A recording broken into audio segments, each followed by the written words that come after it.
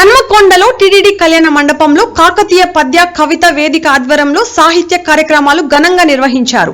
పరాభవ నామ సంవత్సరం సందర్భంగా నేడు కాకతీయ పద్య కవిత వేదిక ఆధ్వర్యంలో ఉగాది సాంస్కృతిక కార్యక్రమాలు నిర్వహించబడినాయి. దాదాపు 50 మంది పద్య కవులు తమ పద్యాలను వినిపించారు. అనంతరం పద్య వేదిక నూతన కార్యవర్గ ఎన్నిక జరిగింది. అధ్యక్షులుగా సమస్యాప్రియు చక్రవర్తి కంది శంకరయ్య, ప్రధాన కార్యదర్శిగా చేపూరి శ్రీరామ్ మరియు కోశాధికారిగా కొండ యాదగిరి, కార్యదర్శిగా అక్కెర కరుణాసాగర్ ఎన్నికయ్యారు. ఈ సందర్భంగా ప్రముఖ కవులు తమ కవితలతో ప్రేక్షకులను అలరిస్తుండగా యువ కవులను తమ ప్రతిభను చాటుకునే అవకాశం కల్పించారు. సాహిత్య రంగంలో కొత్త ఆలోచనలు, భావోద్వేగాలు ఈ వేదికపై వినిపిస్తూ తెలుగు భాష వైభవాన్ని మరింత బలపరిచాయి. కాకతీయ పద్య కవితా వేదిక వరంగల్ పక్షాన ఈరోజు ఇక్కడ కవి సమ్మేళనం జరిగింది. ఎంతోమంది కవులు ఉత్సాహంగా పాల్గొన్నారు.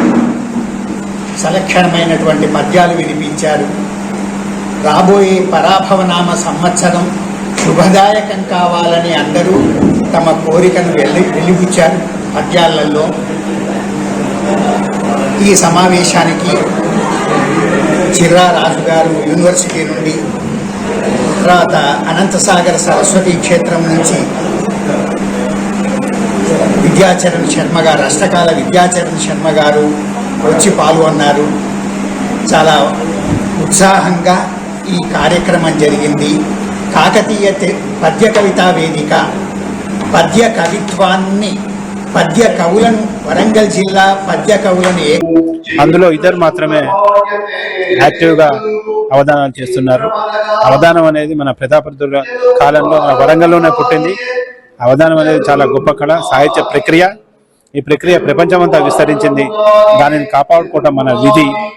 అందువల్ల మనం ప్రస్తుతం ఈ నూతన సంవత్సరంలో తెలుగు భాషను మెరుగుదిద్దే, తెలుగు భాష అభివృద్ధికి పట్టం కట్టే కార్యక్రమాలు చేపడుతూ ముఖ్యంగా అవధానాలను ప్రోత్సహిస్తూ ముందుకు సాగినట్లయితే ఆ అవధానం ఒక ఆర్టిఫిషియల్ ఇంటెలిజెన్స్ లాగా వాగీషాద్యస్సు మనసః సర్వార్థానాముపక్రమే యన్నత్వా కృతకృత్యాసుస్తం నమామి గజాననం.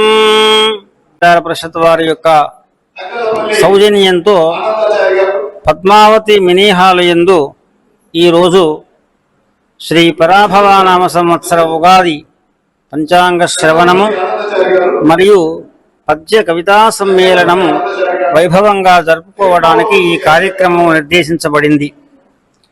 ఈ సందర్భంగా ఈనాటి సమావేశానికి కాకతీయ పద్య కవితా వేదిక అధ్యక్షులు శ్రీ కంది శంకరయ్య గారు, అదేవిధంగా తెలంగాణ ప్రాంతంలో గురువుగా అందరికీ సుపరిచితులు శ్రీ